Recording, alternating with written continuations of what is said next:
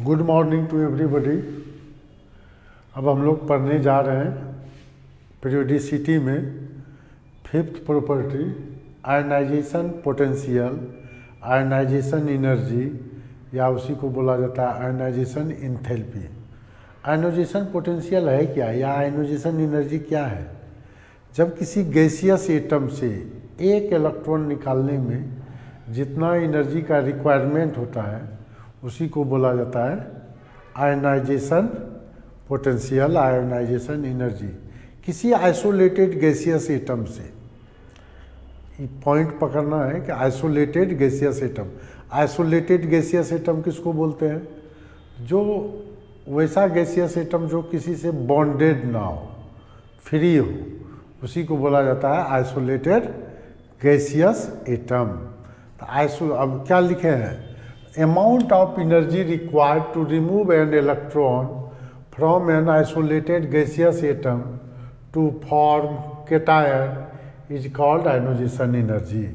Ionization energy, एक electron निकालेंगे तो I1, दूसरा इलेक्ट्रॉन निकालेंगे तो I2, तीसरा निकालेंगे तो I3। जनरली क्या होता है, I3 greater than I2 greater than I1, ये जनरल कंसेप्ट है। लेकिन जैसे सोडियम का केस में जाइएगा, सोडियम के केस में क्या होता है, सोडियम एक इलेक्ट्रॉन इजीली रिलीज करेगा, ये ऑक्टेट पूरा कर लिया। अब ये जो ऑक्टेट पूरा कर लिया तो ये तो स्टेबल है। जो स्टेबल केटायन है उससे इलेक्ट्रॉन निकालना वेरी डिफिकल्ट है। इसमें बहुत ज़्यादा एनर्जी देना होगा तब ये एक इलेक्ट्रॉन रिलीज होगा, जो कि पॉसिबल नहीं होता है, बहुत ज़्यादा एनर्जी लगता है। इसलिए लिख दिए I2 greater greater greater than I1 due to Na plus is more stable than so I2 greater greater than I1, ये मोर स्टेबल है। लेकिन मैग्नीशियम के केस में क्या हो जा रहा है? मैग्नीशियम के केस में 282 है, एक इलेक्ट्रॉन निकाल लिए तो ये ना मोर स्टेबल है ना लेस स्टेबल है। फिर अगर इसका एक इलेक्ट्रॉन निकाल देंगे तो ये इजीली रिमूव हो जाएगा। ये इसका टेंडेंसी ये है कि एक इलेक्ट्रॉन रिलीज करके ऑक्टेट पूरा कर ले, हर एटम का टेंडेंसी है। तो ये जो है I2 इस केस में लेस देन I1, क्योंकि Mg plus less stable then Mg plus plus, इससे ये कम स्टेबल है, इसलिए ये इजीली इलेक्ट्रॉन रिलीज करेगा। ठीक है, तो ये केस एक्सेप्शन का केस हो जाता है। अब रहा बात कि ये हर किसी में क्या है, हम लोग एनर्जी दे रहे हैं, तो किसी भी रिएक्शन में एनर्जी देते हैं तो उसको क्या बोलते थे हम लोग थर्मोडायनेमिक्स में? इंडोथर्मिक ना। तो ionisation energy is a endothermic process, ionisation potential is a endothermic process.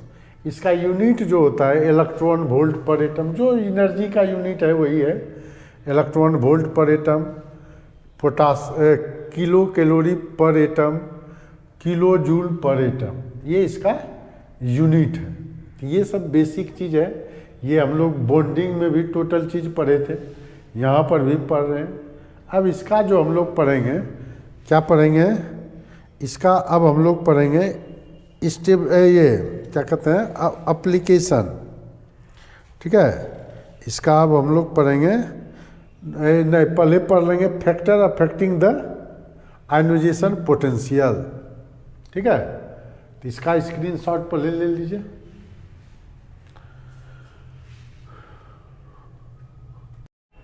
अब देखिए आयनाइजेशन पोटेंशियल या आयनाइजेशन एनर्जी क्या है, ये तो पढ़ लिए थे।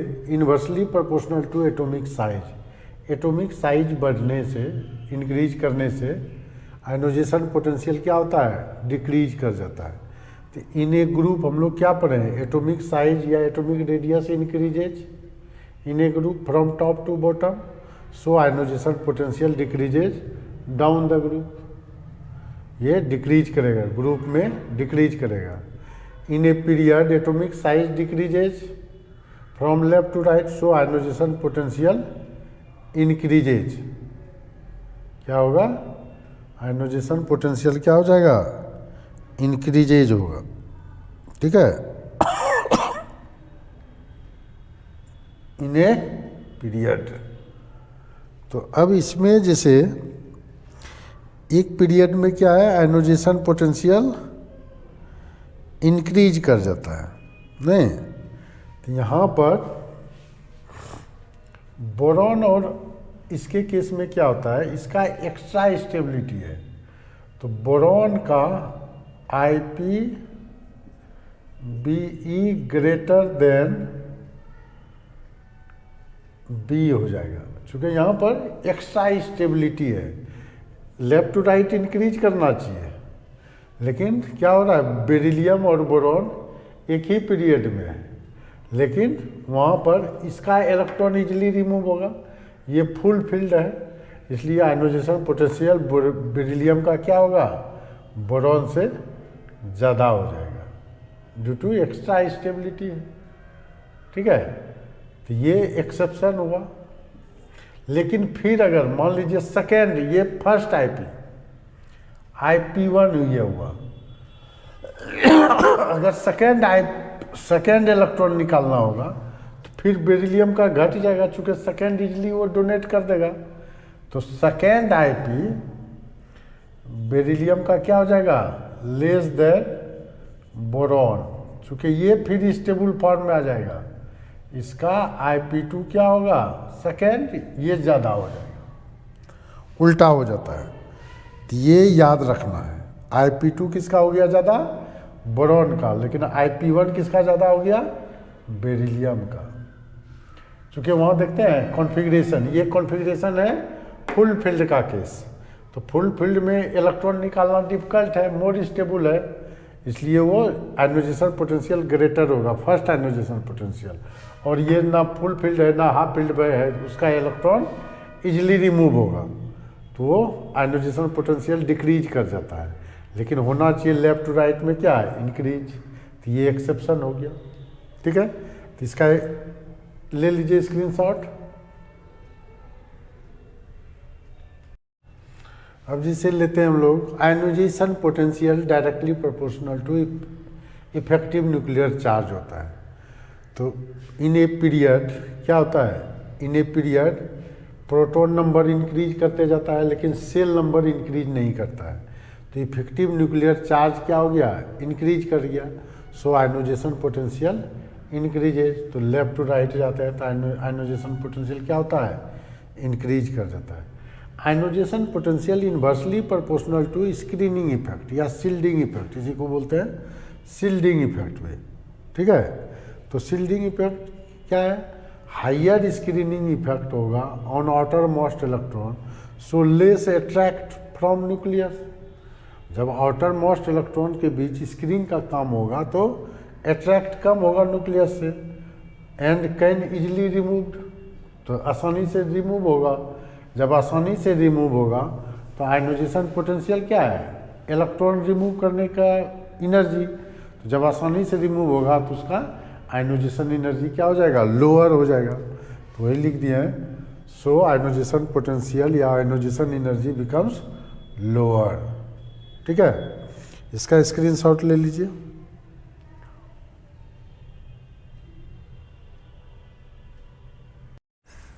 अब देखिए, stability of half filled and full filled orbital, half filled और full filled orbital are more stable, so ionization potential will be high. जैसे ऑक्सीजन के केस में 2p4 है, नाइट्रोजन के केस में 2p3 है, तो nitrogen half filled, nitrogen half filled, so IP of nitrogen greater than IP of oxygen, यहाँ oxygen भी लिख सकते हैं, याद रहने दीजिए। Ionization potential directly proportional to oxidation state होता है, तो Fe3 प्लस ऑक्सीडेशन स्टेट 3 है तो उसका IP ज़्यादा होगा respect to Fe2 plus respect to Fe, मतलब ऑक्सीडेशन स्टेट बढ़ने से क्या होता है, आयनोजेशन पोटेंशियल इंक्रीज करता है।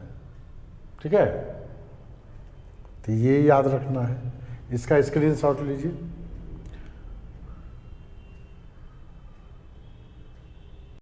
देखिए, penetrating power, penetrating power of subshell क्या है? Penetrating power is the power of attraction of subshell toward nucleus is called penetrating power.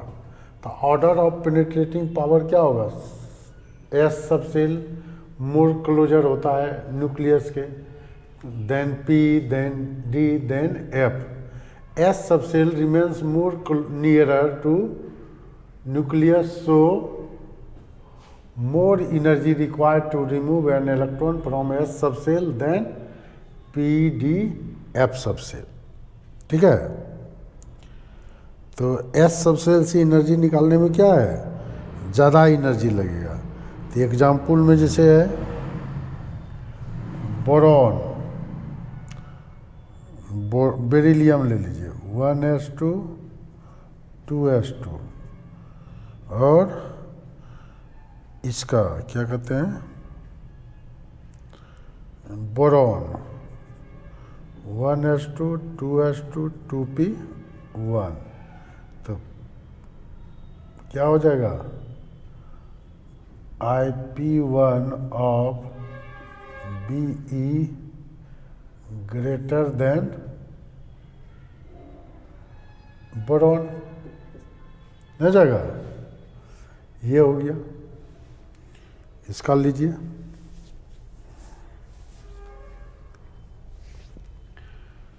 इसका ले लीजिए स्क्रीनशॉट, तब हम लोग पढ़ेंगे।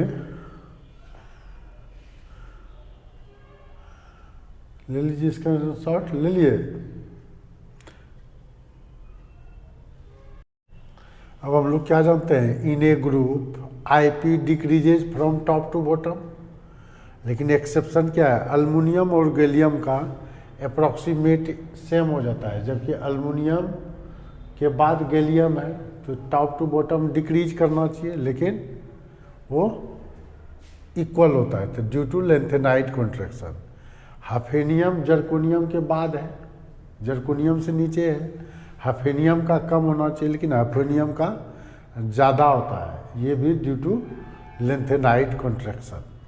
ठीक है, लेंथेनाइट कॉन्ट्रैक्शन के कारण ये सब का क्या हो जाता है? कम हो जाता है। इन ए पीरियड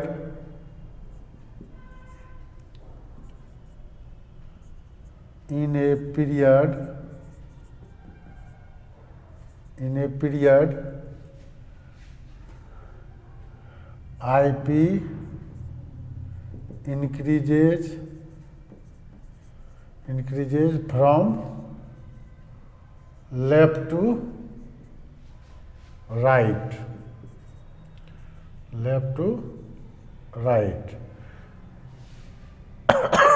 एक्सेप्शन क्या होता है?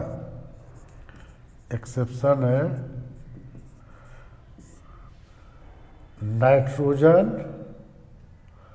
का आयनोजेशन पोटेंशियल ज़्यादा हो जाता है ऑक्सीजन से, जबकि लेफ्ट टू राइट इंक्रीज होना चाहिए ना, नाइट्रोजन और ऑक्सीजन एक ही ग्रुप में, due to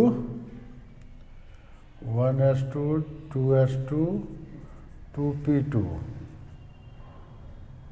1s2 2s2 2p4, due to क्या हो गया? Due to half filled orbital,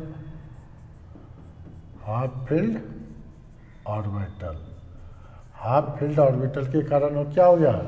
nitrogen का आयनोजेशन पोटेंशियल क्या होता है? ज़्यादा हो जाता है ऑक्सीजन से। ठीक है, ये हुआ। ठीक है, अब पढ़ेंगे एप्लीकेशन ऑफ आयनोजेशन पोटेंशियल। इसका स्क्रीनशॉट ले लीजिए।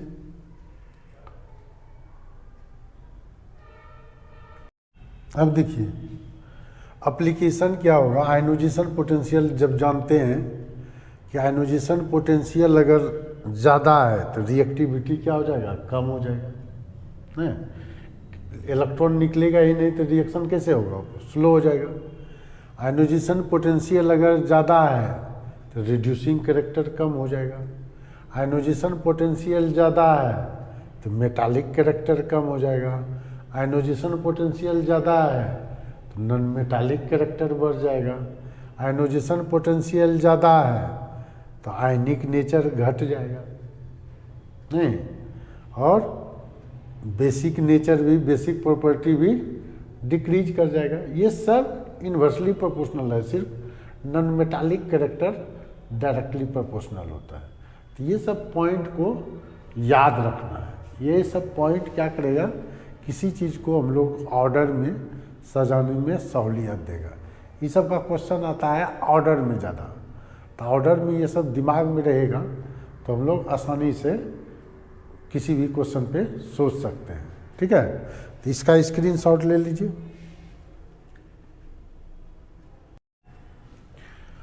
Stability of oxidation state, if difference between two successive IP greater than equal to हो जाए 16, then lower oxidation state is stable.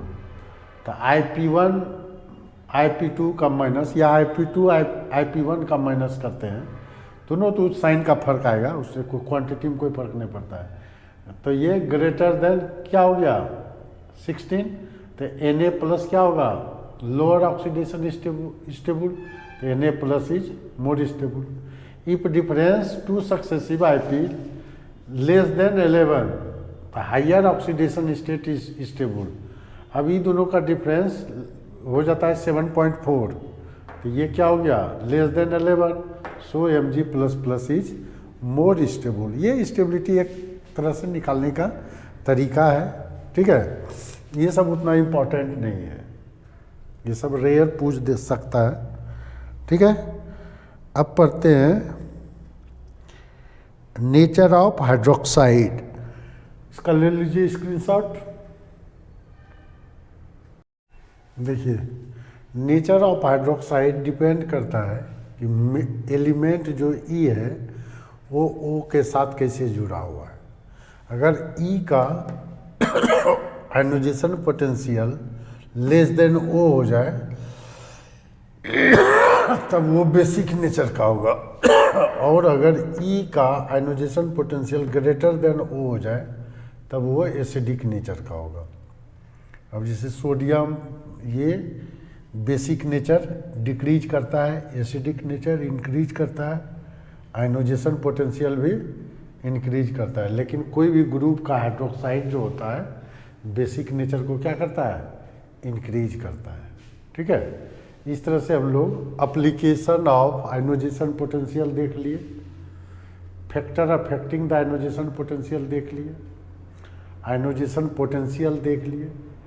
इस तरह से आयनोजेशन पोटेंशियल का आज हो गया इसका वीडियो। तो इसको केयरफुली देखिएगा, इस पे बहुत सारा न्यूमेरिकल, बहुत सारा ऑब्जेक्टिव आते रहता है। तो जितना अच्छा से देखेंगे उतना अच्छा से समझ में आएगा, और तब मेडिकल, इस सबसे मेडिकल में ज़्यादा क्वेश्चन पूछता है, इसलिए मेडिकल वाला के लिए क्या है केयरफुल होके देखना है। जितना केयर होकर के देखेंगे उतना समझ में आएगा। एक बार में नहीं आएगा, 2 बार में आएगा, क्योंकि ये सब कंसेप्चुअल चीज़ है, एक बार में नहीं समझ में आता है। तो जितना बार देखेंगे उतना बार समझ में आएगा, फिर बुक पढ़ेंगे और पढ़ेंगे तो धीरे धीरे डेप्थ आते जाएगा। ठीक है, तो आप लोग केयरफुल होकर के देखेंगे, वीडियो को सब्सक्राइब जरूर कर देंगे, बेल आइकॉन दबा दीजिएगा ताकि आपको नेक्स्ट मेडिकल IIT लेवल का वीडियो मिलता रहे। Thank you.